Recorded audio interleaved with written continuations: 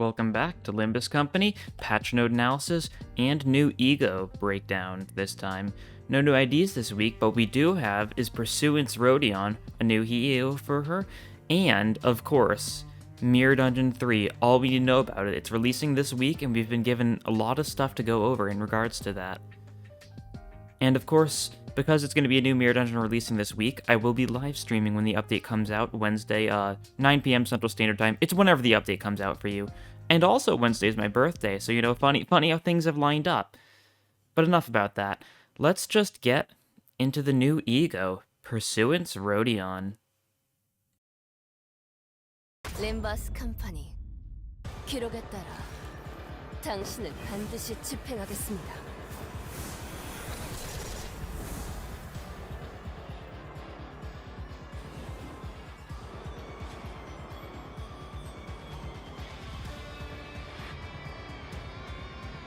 그분이 잘하신다. 모든 것을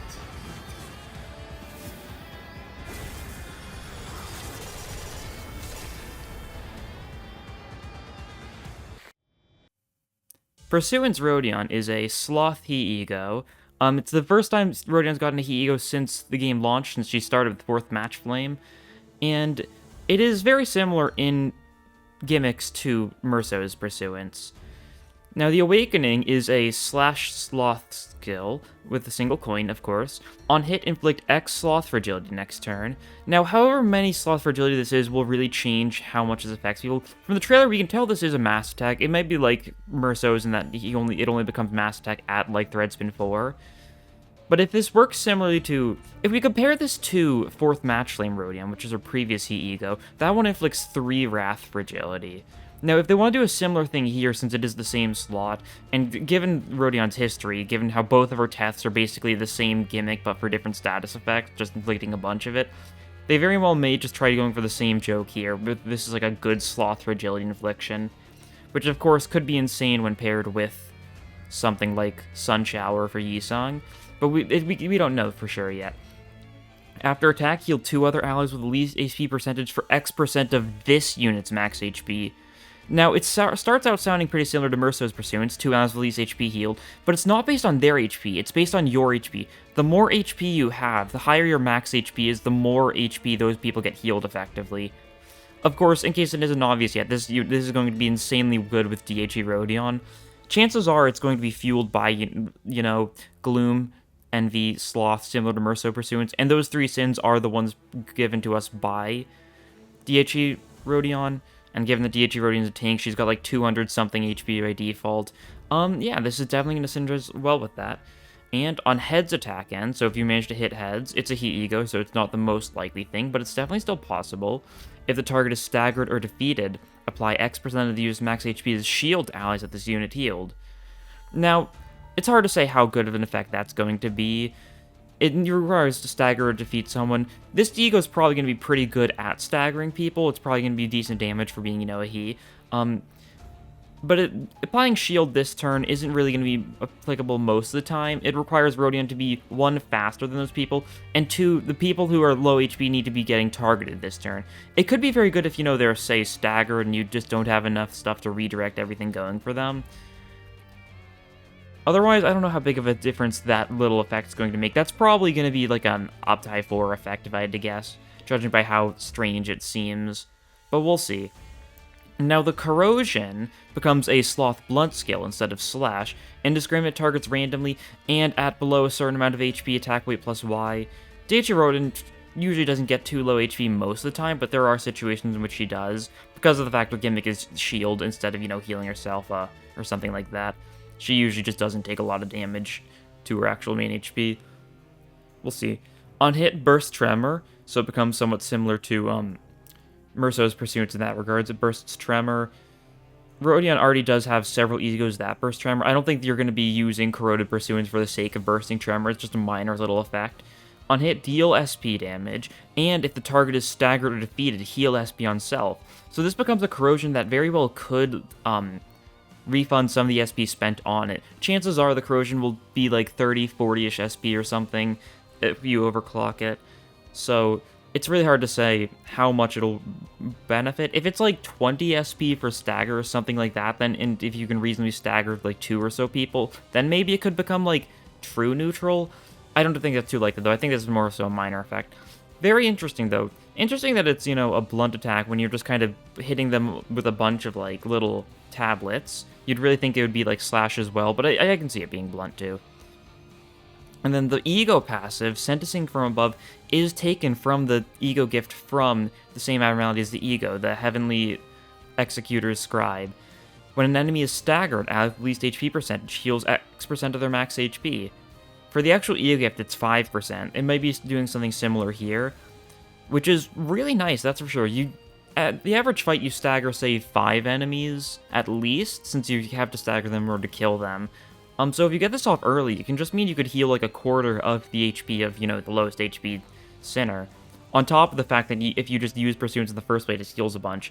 Super good healing E.G.O overall. Super good support E.G.O, especially if it's synergized well with DHE. We'll have to see exactly how much it costs to use the E.G.O. Chances are it's going to be very much so synergizing with DHE.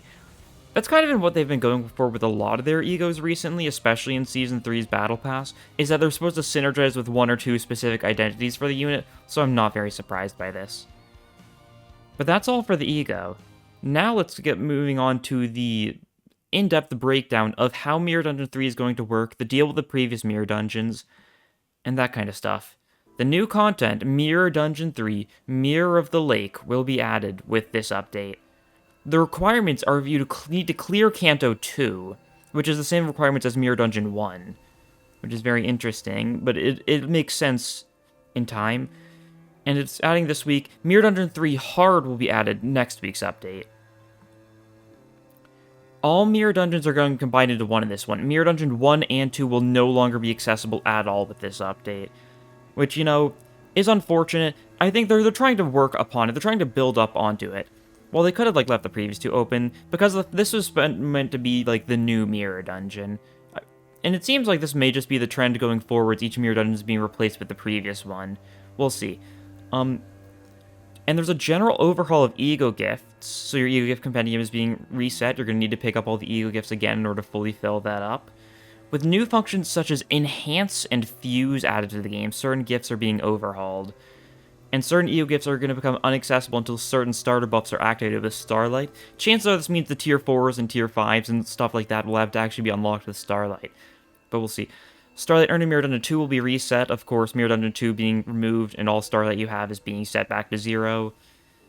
And the update's occurring at normal time.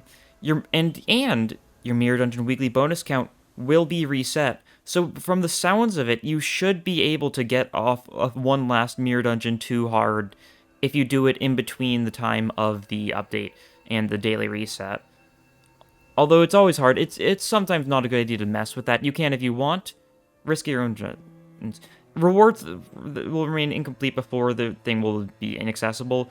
So make sure you claim your rewards before the update comes, or else you'll just lose them.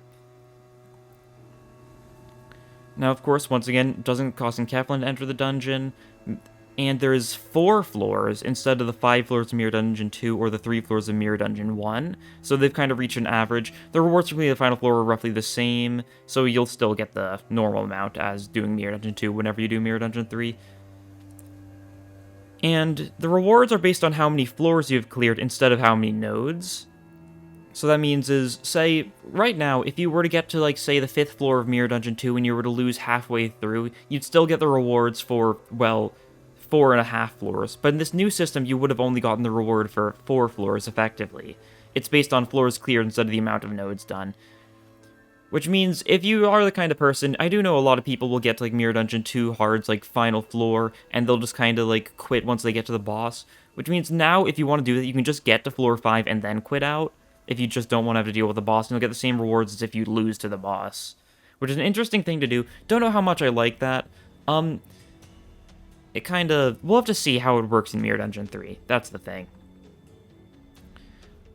Now, unlike the starter buffs, unlike the Starlight rewards from Mirror Dungeon 2, these ones are going to be changed, so they're more focused on the ego gifts instead of the actual combats themselves.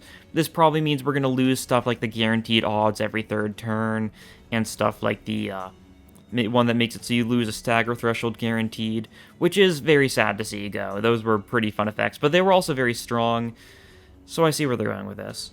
So there's going to be a total of 12 starter buffs with the first update, and there's going to be additional buffs with this hard update coming next week. We'll have to see what that is, but there's only going to be 12 for now. So select starting EO gifts upon entry.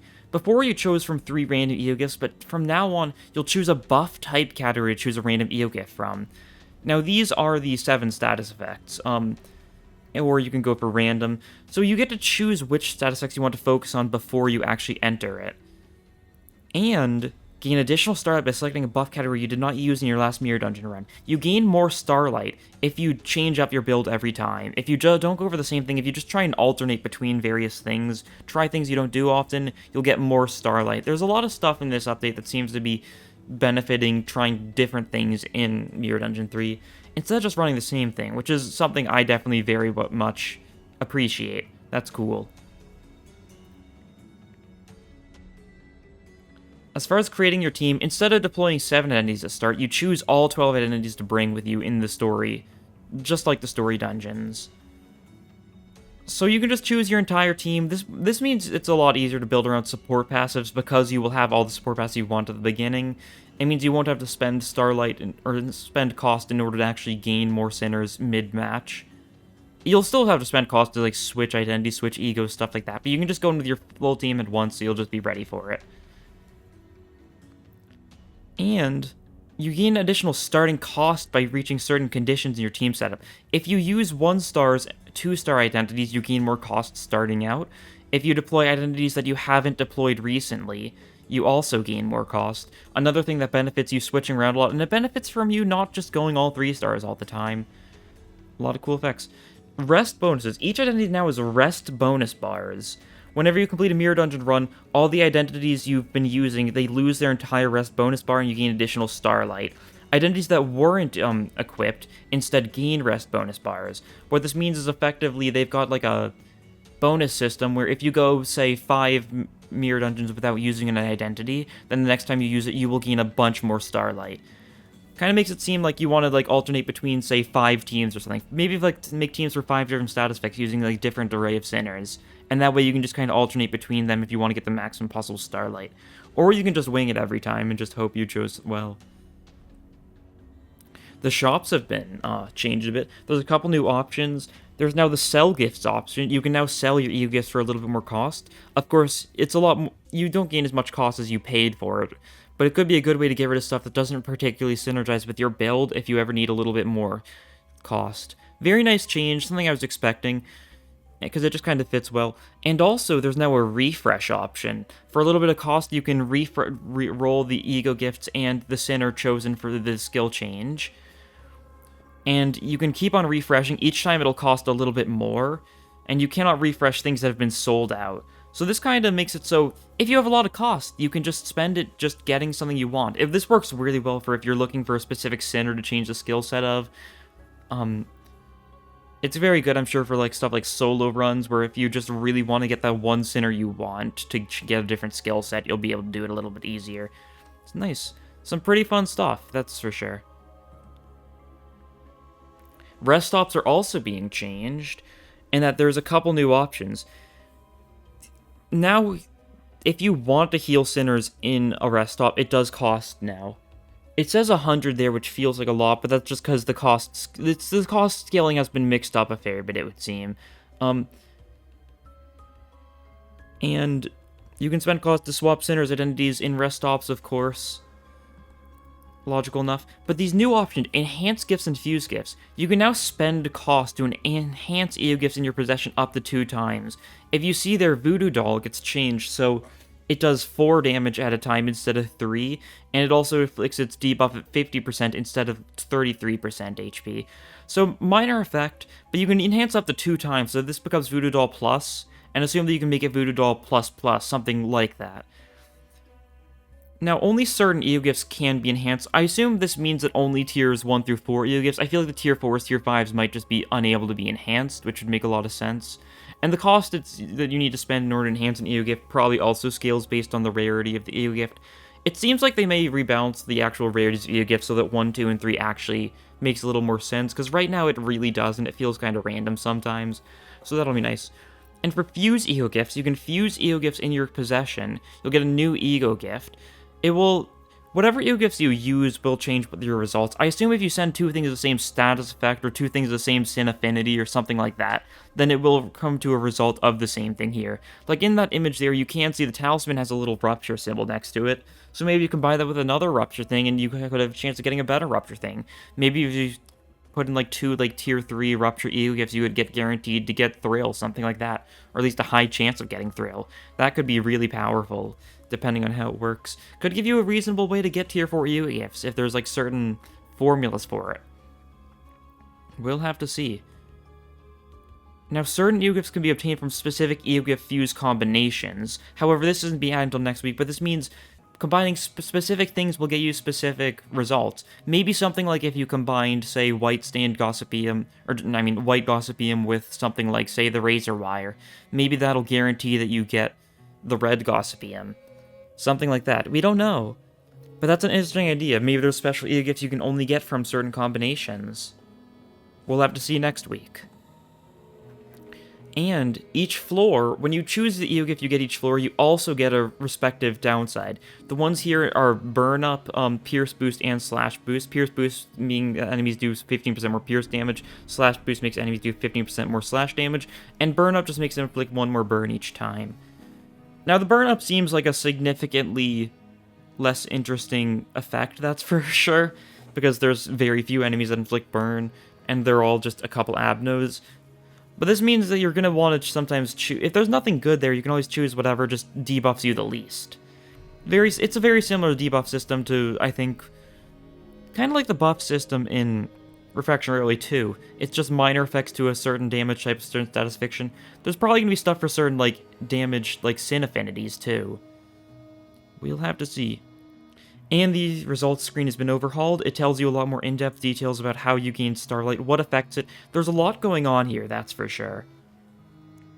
Stuff like what I was talking about before, using different things, how far you got. And it's just going to lay it out to you a bit further so you can actually get a good sense as to what you need to do in order to get a lot of Starlight. New E.G.O gifts and choices being added, 17 new E.G.O gifts and 13 new abnormality choices, less than the previous times, but that's for the best. If they keep on adding more and more abnos each time, then we're never going to get through all of them in fights or E.G.Os or stuff like that, so reducing the amount given for at least a little bit makes a lot of sense. From the images here, there's a couple of them that looks like paper. The first two look like they may be connected in some way, they look very poster-like. The third one looks like a compass. That's my personal interpretation, which would be funny given, the new Millie song. And the fourth one looks like another type of alcoholic tonic type thing. There's like 3 different alcoholic E.G.O gifts in the game, so it seems like we might be getting another one or something, maybe a different kind of potion. We'll see. And then other changes, Mirror Dungeon 3 normal have 4 floors, participation limits being set to 6 by default. They're kind of backpedaling a little bit from the 7 from Mirror Dungeon 2 and from Canto 4. They were doing that in Canto 5 as well, the fact that it was 6 throughout the entire thing. I think that makes sense. The jump from 5 to 7, like, straight up felt a little quick, so making it so it's kind of 6 on average makes a lot more sense. You never really needed 7 Sinners for any fights. 6 was, like, the most you could have needed at any time. Certain encounters that have resulted in certain choices will have separate participant limits. This makes it sound like certain abnormalities, if you, say, want to get their E.G.O gifts, maybe you have to do, like, a one-on-one fight, something like that. That could be cool. We'll have to see. The amount of cost obtained through a run and E.G.O gift prices have been increased, so it's just kind of basically a rebalancing of the economy, so it would say 100 to heal there in the rest stop, god, speech moment. And that's just because cost overall has been overhauled. You can no longer get E.G.O gifts from regular encounters. Normally in Mirror Dungeon 2, you had a 5% chance to get an E.G.O gift from a normal encounter, and you had a 70% chance to get an E.G.O gift from an focused encounter, and a 35% chance to get one from a risky encounter, I believe. But now it's being reduced across the board because of the fact that it's easier to obtain E.G.O gifts you're looking for, so that you really don't need this nearly as much. This is also going to be an indirect nerf to Tomorrow's Promise E.G.O, but that's how it goes sometimes. Before I move on to the actual patch notes themselves, I decided to take a look at the EU gifts shown in the patch notes, and let's just compare and contrast them to the ones we actually know in-game so far. First off, Ashes to Ashes. It's a little hard to see because of the low resolution of the post, but combat start. If all enemies or all abnormality parts have burn, inflict 2 burn on all enemies or all abnormality parts. Now this is the exact same as the current effect, although the wording's been changed around to make it a little clearer. The combat start at the beginning, similar to how they word stuff like skills, and then of course just kind of specifying all abnormality parts the second time just to make sure you get the gist. Simple enough, it's still one rarity, it's still Wrath. Good enough. Now, Talisman Bundle, you can actually see here that they've changed how they look a little bit. They have the little icons of the actual status effect or of a gift, like, kind of below them. It didn't show it for the previous one, despite being burned, assumably because it was just from a different menu. But they have it here just to make it a little clearer that this is a Rupture gift from, like, afar. Whenever an ally deals 12 plus HP damage to an enemy with a skill, inflict 2 Rupture on target. When using a slash skill, inflict 4 Rupture instead. Once again, it seems to be the exact same effect, just worded to be a little more clear most of the time. It's a simple change, but it's one that definitely benefits certain EU gifts that kind of really are a little strange. We're used to them by now because we've had them for so long, but a lot of them really are just kind of hard to understand if you don't know. Now, the Voodoo Doll is one that's actually gotten a pretty notable change. Turn start, deal 3 fixed Envy affinity damage to all enemies. It used to just be 3 fixed damage, but now it's 3 Envy damage, which could be a good thing, could be a bad thing, depending on the Envy weakness of certain enemies. And also, inflict 1 power down to enemies with 33% or less HP, instead of attack power down as before. This is a very minor benefit. The only thing that it changes and makes it so effectively, it also reduces the power of defensive skills, which really aren't a one down for a defensive skill really won't matter a lot, but it is a change nonetheless. Now, Phlebotomy Pack actually got a pretty notable buff, it would seem. When hitting an enemy with a skill, heal 12.5% of the character's missing HP, once per character per turn. This is up from 7.5%, so it now heals quite a bit more of your missing HP. This is one of those E-gifts that could feel really underwhelming because of the fact it's based on how much HP you're missing, so it really only does something if you're low HP. And if you're low HP, there's a decent chance you've been staggered and therefore can't hit enemies to heal at all, so making it so it heals more is really nice. Now, unfortunately, we can't see to the second part of the skill, because in the current version, if it's a Wrath skill, it heals 50% of the missing HP instead. Now, this is a double of 7.5, so it's very possible Wrath skills will heal, say, 25% of the character's missing HP, which is a lot more notable of an effect than just, well, 15%. And this could turn out to be pretty good. I wonder if it's been increased from, like, say, a 1 rarity to, like, a 2 rarity or something to make up for it. We can't tell in this image, but let's just see. And finally, Green Spirit. After hitting a non-staggered enemy by using a Gluttony Affinity skill or inflicting Tremor using skill effects, randomly inflict a total of 4 Tremor. It looks like it says between all enemies. And the main thing here is it says between all enemies instead of on all enemies. It was really strangely worded before because randomly inflict a total of 4 Tremor on all enemies. It makes it sound like you're inflicting 4 Tremor to all enemies, but the randomly seems strange, but that's because the 4 Tremor is split across everyone. Now it's making it a little more clear by saying randomly inflict a total of 4 Tremor between all enemies. This is a wording choice that I think is a very good choice, that's for sure. Otherwise, it just really didn't make sense a lot. But yeah, that's all for the actual EU gifts. And it sounds like a lot of the minor changes are going on here, but it's really going to add up. We don't know. That's only a couple of E.G.O. There's any chance a lot of them have been changed. I wouldn't be surprised if the ones that give us E.G.O. resources have been nerfed notably, especially Grand Welcome, because they were pretty powerful if your main plan was E.G.O. spam, although you really didn't need the resources. It just kind of invalidated certain, like, Mirror Dungeon 2 runs, if you managed, Mirror Dungeon 2 hard runs, if you managed to get one of them early on and just stockpiled a bunch of stuff. On to the main patch notes itself, though. Maintenance will be in regular time this week. We're getting Pursuance Rodion, Target Extraction Merceau, the usual stuff. New content, Mirror Dungeon 3 Normal. Of course, we just went over that in depth, so I don't need to go over it here. They didn't really go over it here because, well, they already went over it in, the 10 post, other post. And of course, Mirror Dungeon Hard will be added next week. Mirror Dungeon 1 and 2 will be removed, so make sure to enjoy it while you can. Major changes. Mini story is now visible from the drive window. These are stuff like the Dante's notes or like the one about the Walpurgis Night. They just make it so it's a little easier to access. You could actually watch them before from the credenza, or I don't even remember what they call it in this game. They call it a credenza in Runa, so I'm going to call it the credenza. From the credenza, but now it's actually there, so you can see it a little easier. This means that you'll actually be able to see it if you are only getting through the game now, which is good. They're pretty minor stuff. They're not really that crucial, especially seeing the Walpurgis Night story when there's not a Walpurgis Night going on. Doesn't seem to help a lot, but who knows. A lot of bug fixes, some issues here and there. Apparently, you know, Ting Ting's Honglu's skill 2 was busted sometimes on its reuse thing, getting more damage with its, you know, like additional coin. Stuff like Harpooner Heathcliff's stuff being broken. It's the usual type of patch fixes. They're updating the Assured Extraction, so you may have noticed last week that the Assured 3-star for Season 3 ticket, they didn't actually add the Pequod identities to it, and they have now, so that's good. Bug fixing improvement, more stuff, known issues, more issues. Nothing too notable here. Apparently Ting Tang Honglu is still kind of busted, so he's getting 50% more damage on Mutilate no matter what, instead of, you know, requiring 10 plus bleed. So that, Ting Tang Honglu is going to be pretty powerful this week, so have fun. And, of course, 300 Lunacy. It didn't mention here, but there was another 300 Lunacy they brought up earlier that is being added in order to make up for the fact that there was a story bug with the Canto 5 dungeon. But yeah, it's just the normal 600 Lunacy, so that if you want to pull for the E.G.O, don't pull for the E.G.O. You should just really shard it if you can and save your Lunacy. But if you really want to try pulling for Pursuance, maybe you don't have shards, maybe you really want the E.G.O, then feel free, I guess. Enjoy your 1.3 odds.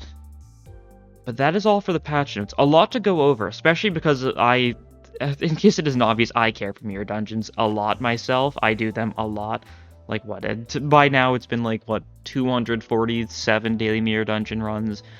That's a big number. It's a really big number, and, I shouldn't think about it too much, because it really says a lot about how much time I put into the game. But yeah, make sure you join the stream on Wednesday if you want to. It'll be a fun time, I'm sure. But that'll be all for this time. Thank you all for watching, and I'll see you guys next time. Bye!